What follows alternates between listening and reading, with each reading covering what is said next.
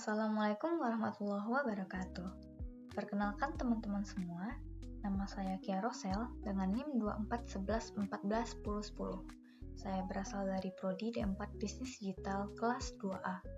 Tujuan saya membuat video ini adalah untuk memenuhi tugas mata kuliah manajemen operasional. Di sini, saya akan membahas apa itu aggregate planning dengan mengimplementasikan strategi level strategi dan strategi chase.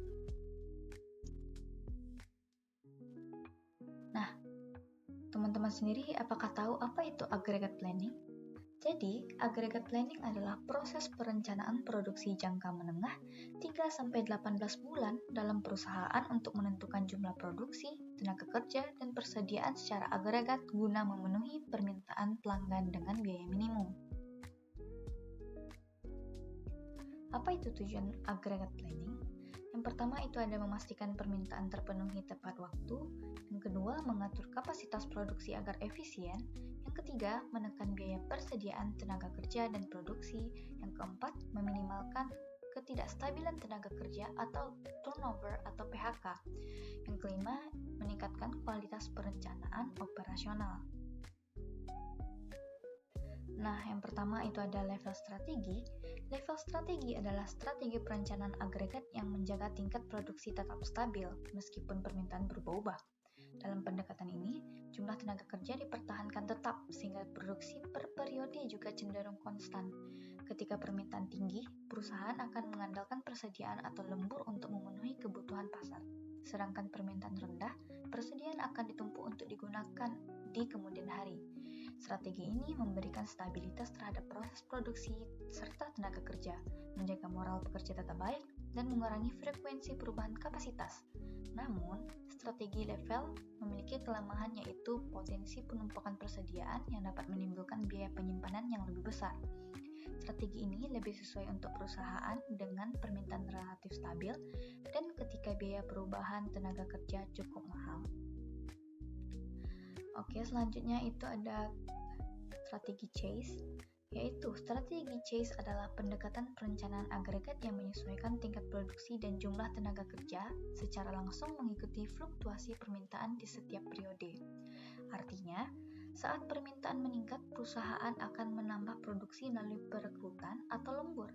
Dan ketika permintaan menurun, perusahaan dapat mengurangi tenaga kerja atau jam kerja. Strategi ini mampu meminimalkan jumlah persediaan sehingga biaya penyimpanan menjadi sangat rendah. Namun, strategi chase memiliki kelemahan berupa tingginya biaya perekrutan dan pembentukan tenaga kerja, serta potensi penurunan moral karyawan akibat ketidakstabilan jadwal kerja.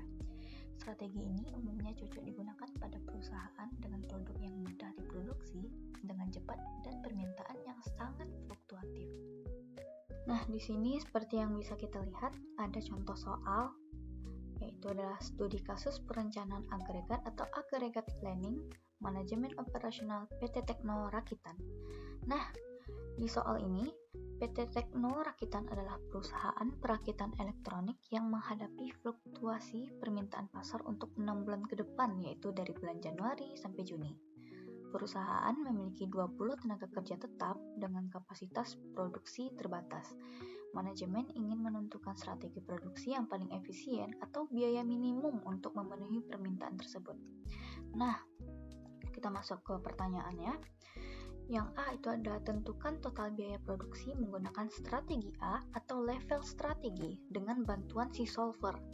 Yang B, tentukan total biaya produksi menggunakan strategi B atau chase strategi dengan penyesuaian tenaga kerja.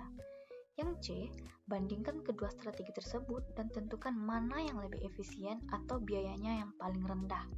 Nah, di contoh soal ini kita memakai dua strategi, yaitu pertama level strategi dan yang kedua chase strategi. Nah, di sini ada diketahui, yaitu ada parameter PT Tekno Rakitan, jumlah dan satuan. Nah, tenaga kerjanya mohon maaf ini 20. Nah, tenaga kerja awalnya itu ada 20 orang dan kapasitas produksi tiap unit ada 50 orang. Inventory awal ada 100 unit dan komponen biayanya, biaya produksi reguler per unit ada Rp50.000, Biaya lembur atau overtime per unit ada Rp75.000, biaya subkontrak per unit ada Rp40.000, biaya simpan atau inventory per unit ada Rp5.000, biaya rekrut atau hiring per orang ada Rp2 juta, dan biaya PHK atau firing per orang ada Rp3 juta. Nah, di sini kita memasuki strategi A atau level strategi. Nah, di sini ada 6 bulan tadi, Januari, Februari, Maret, April, Mei, dan Juni. Nah, bisa kalian lihat di sini ada permintaannya masing-masing dari bulan Januari sampai bulan Juni. Nah, sekarang kita mencari produksi regulernya. Bagaimana rumus produksi reguler ini tersebut? Nah, sama dengan tenaga kerja awal yang berjumlah 20 orang dikali dengan kapasitas produk tiap unit. Nah, di sini kita tidak lupa untuk menguncinya atau menekan Fn F4. Nah, setelah ketemu hasilnya, di sini kita beralih ke lembur, kita buat saja di lembur ini 0. Subkontraknya juga 0. Kita masuk ke inventory awal, yaitu inventory awal kita ambil di sini, inventory awal sama dengan 100. Oke, kita enter. Nah, di inventory akhir ini kita memakai rumus, yaitu inventory awal ditambah produksi reguler ditambah lembur ditambah lagi subkontrak, lalu kita kurangi dengan permintaan di bulan Januari. Nah, kita enter, maka inventory akhirnya ada 100. Nah, kita beralih ke biaya simpan. Biaya simpan ini rumusnya adalah inventory akhir ini. Nah, inventory akhir dikali dengan biaya simpan. Biaya simpan ini kita ambil dari sini, yang 5.000. Tidak lupa untuk kita kunci si biaya simpan ini. Nah, kita mendapatkan biaya simpan pada bulan Januari itu 500.000. Nah, kita beralih ke total biaya. Total biaya itu rumusnya adalah buka kurung produksi reguler dikali dengan biaya produksi reguler. Nah, kita tutup kurung, kita tambah. Nah, kita buka kurung lagi, lembur dikali dengan biaya lembur, kita tutup kurung, ditambah lagi subkontrak.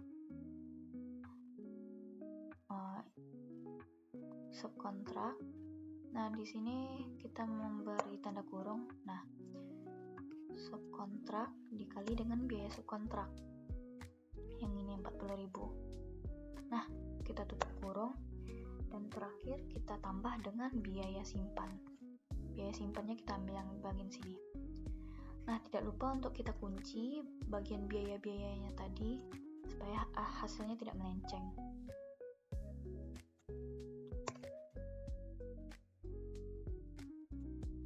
Nah, setelah kita kunci, kita enter, maka total biaya mendapat 50.500.000. Nah, kita beralih kepada inventory awal di bulan Februari. Nah, inventory awal di bulan Februari ini adalah inventory akhir dari bulan Januari, yaitu 100. Maka kita pencet ini dan kita enter. Nah, baik, sekarang kita beralih ke produksi reguler. Nah, produksi reguler ini kita blok saja dia sampai ke subkontrak, lalu kita tekan yang ini. Nah, maka hasilnya seperti ini. Nah, setelah itu di inventory Februari, inventory awal Februari ini kita blok saja sampai ke bawah. Maka hasilnya akan seperti ini. Dan di inventory akhir ini kita blok juga sampai bawah. Nah, seperti ini. Nah, biaya simpan juga sama dan biaya total biayanya pun juga sama, kita blok saja. Seperti ini dan seperti ini.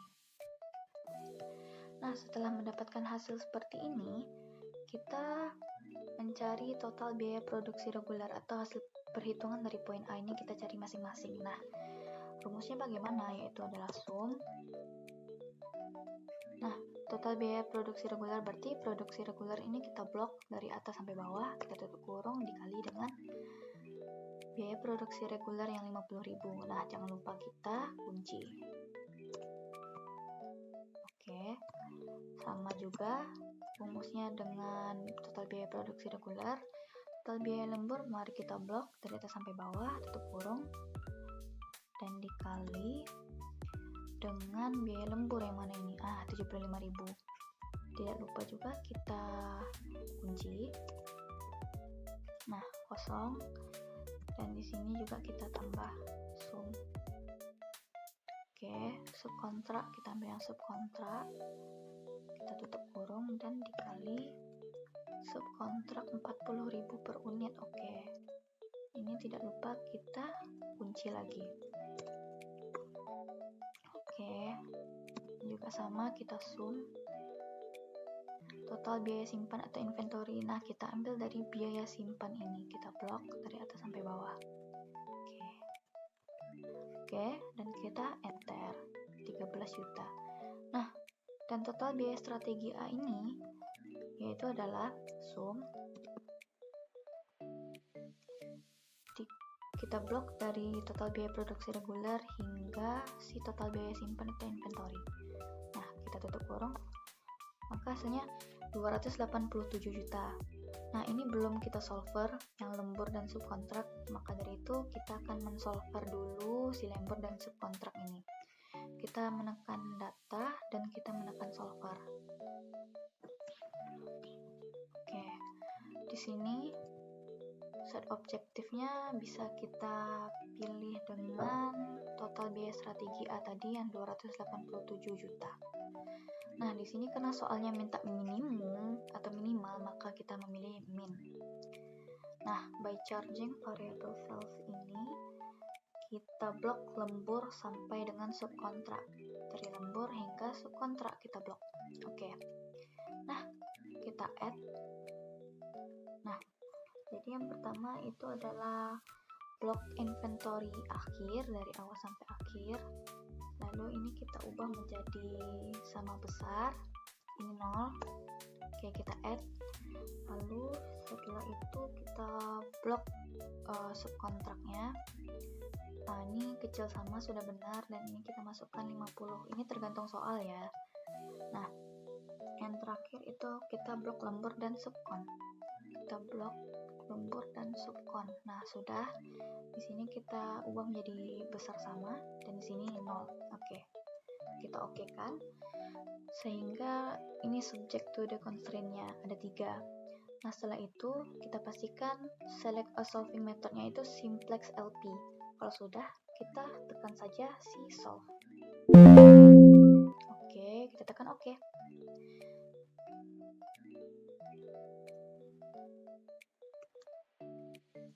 Nah, jadi biaya yang didapatkan itu total biaya strategi A itu sebesar 362.500.000. Ini sudah memakai solver. Di lembur dan subkontrak tadi sudah memakai solver, maka hasilnya itu bertambah.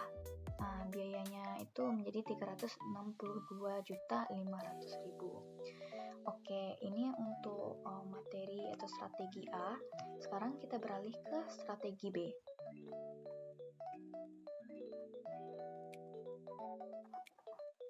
Nah, di strategi B ini atau C strategi, rekrut dan PHK.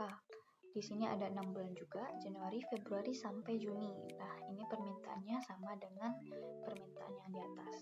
Nah, sekarang kita mencari pekerjaan yang dibutuhkan itu bagaimana cara rumusnya atau cara mencarinya.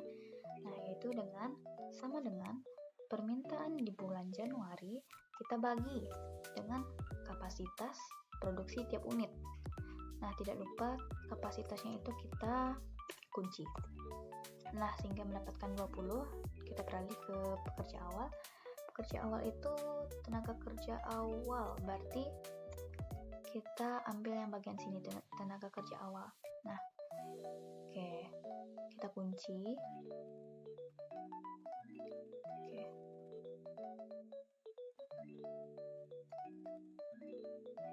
Oke. Nah, kita beralih ke rekrut. Nah, rekrut ini kita memakai rumus max atau maksimum. Nah, max 0 titik koma.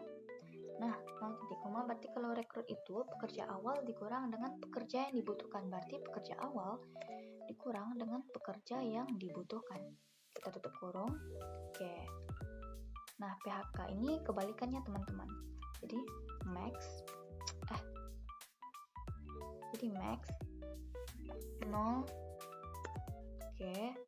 Kebalikan yang tadi, pekerja dibutuhkan dikurang dengan pekerja awal. Oke. Sekarang kita ke produksi, yaitu pekerja yang dibutuhkan dikali dengan kapasitas yang ini. Nah, tidak lupa untuk kita kunci. Nah, 1000. Nah, kita mencari total biayanya. Total biayanya ini rumusnya yaitu adalah produksi dikali dengan biaya produksi.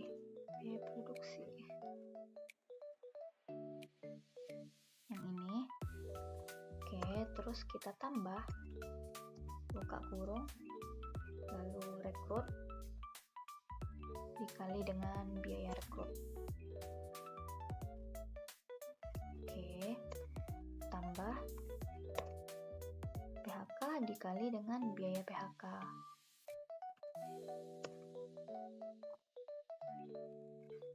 Nah, kita tutup.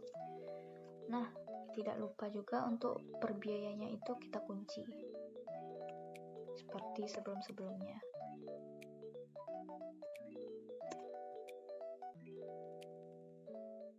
Oke.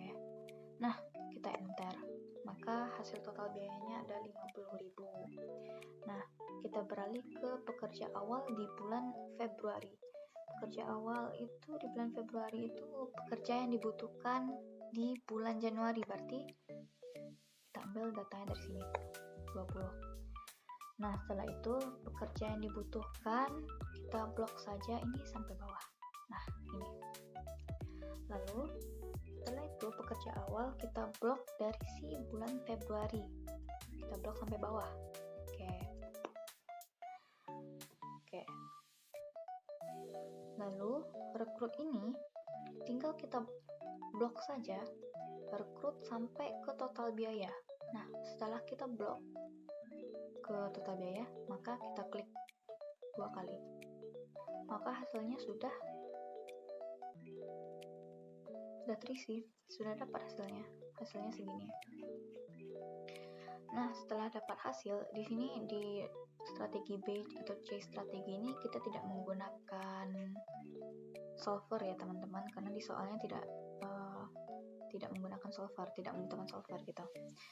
Nah, di sini total biaya produksi regulernya sama seperti rumus tadi, yaitu total biaya produksi regulernya berapa? Produksi reguler seperti ini. Oke. Kita kali biaya produksi reguler 50.000. Nah, ini jangan lupa kita kunci. Oke. Nah, ini juga sama. Total biaya rekrut atau hiring berarti ini kita kali dengan biaya rekrut. Nah, kita kunci. Oke. Ini juga sama.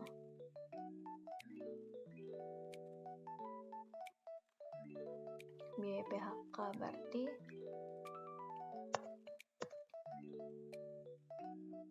dikali dengan 3 juta.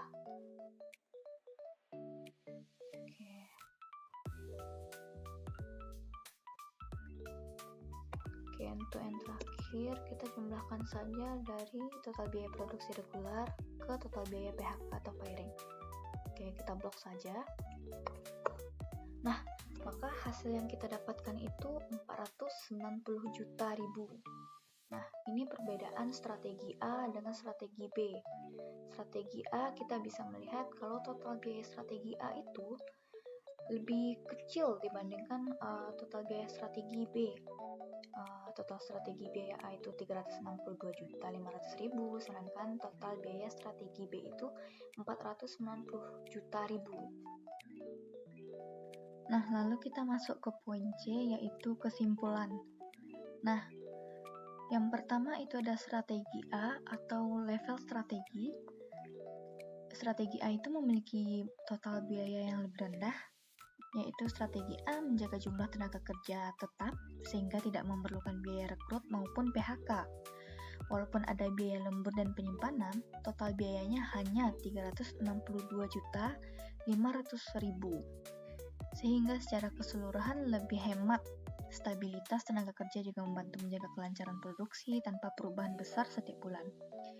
Kalau strategi yang B, yang chase strategi, yaitu menghasilkan biaya yang lebih tinggi. Strategi B menyesuaikan jumlah tenaga kerja dengan permintaan, sehingga muncul biaya rekrut dan PHK yang besar.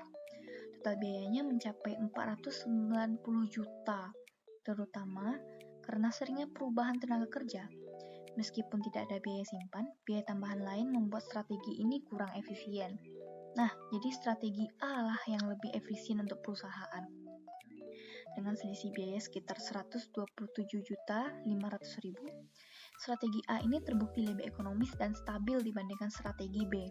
Oleh karena itu, strategi A merupakan pilihan yang lebih efisien untuk kondisi perusahaan studi kasus tersebut. Oke, sekian materi yang bisa saya sampaikan. Mohon maaf jika ada kesalahan kata. Wassalamualaikum warahmatullahi wabarakatuh.